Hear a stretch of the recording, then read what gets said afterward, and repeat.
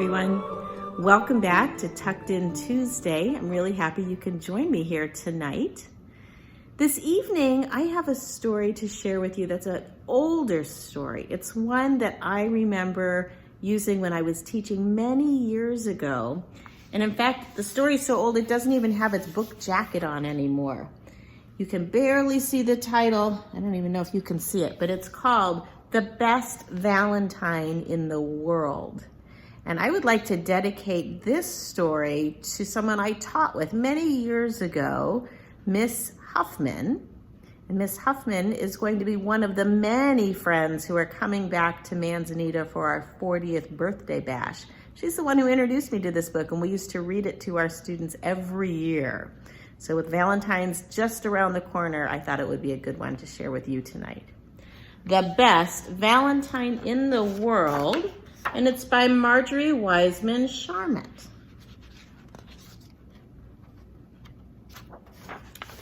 It was November 5th. Ferdinand Fox was looking forward to Valentine's Day. Only 100 more days, he thought. Only 100 days until Florette Fox gives me a Valentine. Ferdinand looked at his calendar.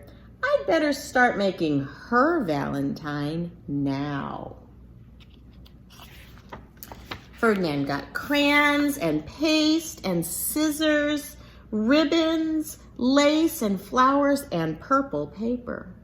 Everyone gives red Valentines, he thought. I'm going to make Florette something different, a purple Valentine.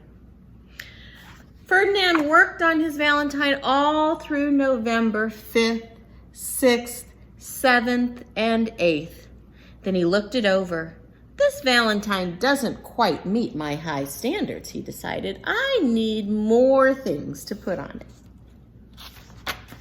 Ferdinand went outside and walked through the woods. He gathered some leaves.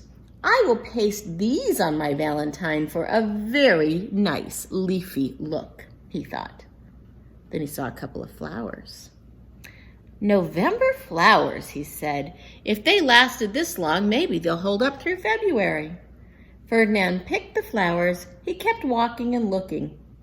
Sticks, he exclaimed. I could spell out Florette's name with sticks. Ferdinand picked up the sticks.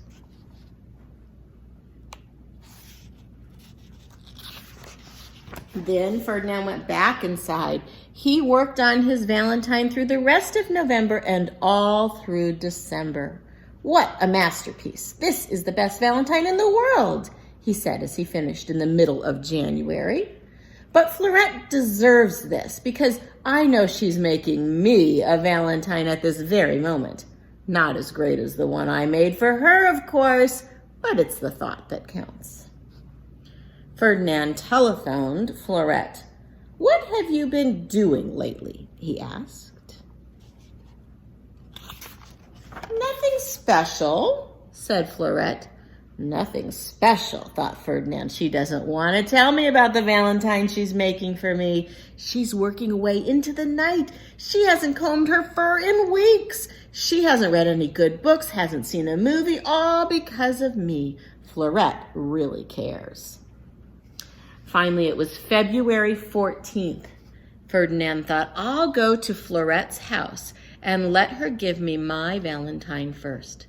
Then I'll surprise her with mine.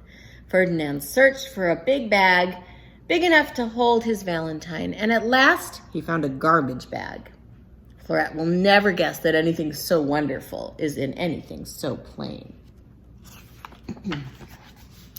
Ferdinand went to Florette's house. Happy Valentine's Day, he said. Oh, is it Valentine's Day? Asked Florette. After Christmas, Hanukkah, and New Year's Day, I sort of poop out with the holidays. I'm glad you reminded me, though. So, what are you going to do about it? Asked Ferdinand. Oh, you sound mad, said Florette. I am mad, said Ferdinand. You're celebrating Valentine's Day by forgetting about it. Ferdinand turned to leave. What do you have in that bag? Asked Florette. In here? Oh, it's my garbage, said Ferdinand. Your garbage? Why did you bring your garbage to my house? Asked Florette. I brought it to celebrate Valentine's Day, you forgetter, you, said Ferdinand, and he marched off. Garbage for Valentine's Day, said Florette, scratching her head. That's a new one. Ferdinand hurried home. She forgot. What a terrible thing to do to February 14th. At home, Ferdinand took out his Valentine from the bag. Now, I'm the permanent owner of a masterpiece that has Florette written all over it. Ferdinand's telephone rang. Hello, it's February 14th, Valentine's Day. Spread the word, he answered. I know it. It's me, Florette, said Florette. I have something for you. What? Asked Ferdinand. Something, said Florette. Come and get it. It's a last-minute Valentine, isn't it? Said Ferdinand. It's just a couple pieces of paper stuck together with paste running all over the edges with Be My Valentine scribbled on it so fast that Valentine is probably misspelled, right? Valentine, Florette spelled. Do you want it? I'm thinking about it, said Ferdinand. I bet the paste isn't even dry yet, is it? It's dry, and I'm getting mad, said Florette. This Valentine is what I would call a beautiful, gorgeous, spectacular Valentine, just to name a few descriptions. Ha, said Ferdinand. Ha, yourself, said Florette, and she hung up. What a sad way to celebrate Valentine's Day, thought Ferdinand. It could have been a day of beauty and lace and sticks and purple paper. Ferdinand kept thinking about Florette. So she forgot, he said at last. Not everyone has a fine memory like me. Not everyone is organized and clear-headed and thinking ahead. Ferdinand stared at his Valentine. I made this Valentine just for Florette, and I'm going to give it to her.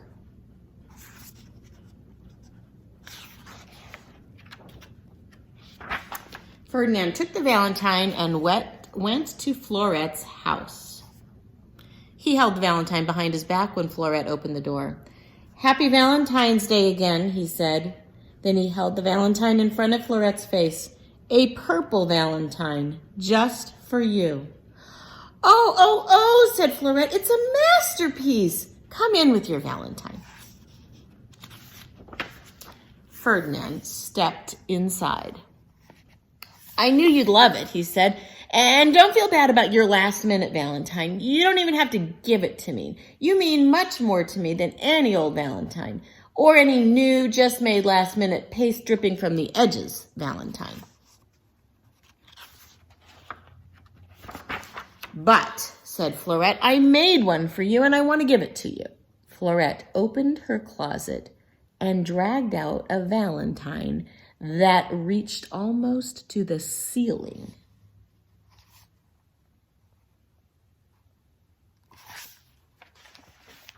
It was covered with ribbons and flowers and lace and stars and bits of velvet and satin and sparkles and candy hearts with candy arrows and feathers and the words Ferdinand's Valentine, which had little bells that jingled, and it was green. Wow, said Ferdinand. It is beautiful, gorgeous, spectacular, just to name a few descriptions. You work fast. Slow, said Florette. I made it last year between St. Patrick's Day and the 4th of July. I wanted to be sure I had a wonderful Valentine for you. Then I put it away and I forgot about it until you reminded me today. I hope you like green Valentines. Everyone gets red.